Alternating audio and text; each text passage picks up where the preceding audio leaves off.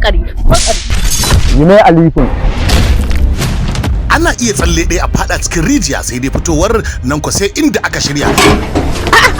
Yaya lafiya? Wallahi zuwa ne buga miki wani. Rikicin duniya da kuma lissafi ana barware ne sai dai zuciya kuma takan iya sake-sakenta daban domin ita nata lissamin yakan kai ta ne ibarota. Ka san kowa ne a cikin garin nan kuwa? Sai ka faɗa mu. To ni dan gidan mai gari ne a garin nan. Kakkai mun hauka mana. Tarin sirrika da yake cikin zuciya fuska ce take iya bayyana su sai dai idan suka tumbatsa baki ne yake aman su. Ni malami ne amma daga duniyar so. Ni ina ruwana. Shi so sirrin zuciya ne. Menene soyayya? Kana so ba a san ka, na ƙasa ne a soyayya. So sirrin zuciya, labarin duniya, so kan koma izaya ga wanda duk bai san shi ba. Ya kamata ka tsaya ka fahimci irin son da nake ma. Ba na son ki, ban mai son ki ma ba son sa nake yi ba. San da ka ɗanɗana min zuma a bakina. Aikin banza mayaudariya. So sirrin zuciya.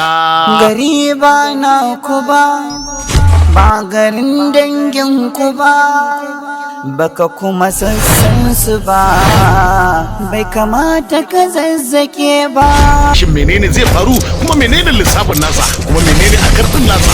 So sirrin zuciya. Daga nan birni na yi. To bane wa garin kuma aka barwa. Wurin baba zani wallahi. Dan dagus zaki je kawai.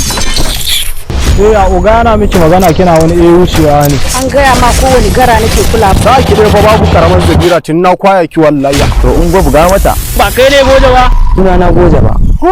Daukar nauyin shirin Tasi Wolfaya, mashirin shirin M Shefa Kuntau, mataimakin mai bada umarni babba comedy ya kasai, wanda ya bada umarni Fatuhu mai waka. Menene turka-turkar da ake fama da ita ko menene turka-turkar da za a iya kai linzamin ta ciki? So sirrin zuciya. Sai ku subscribe ku danna karara a tashar mai suna M Shefa TV. A nan ne kadai za mu rika saka muku wannan shiri duk ranar Laraba misalin karfe 8 na dare. So sirrin zuciya.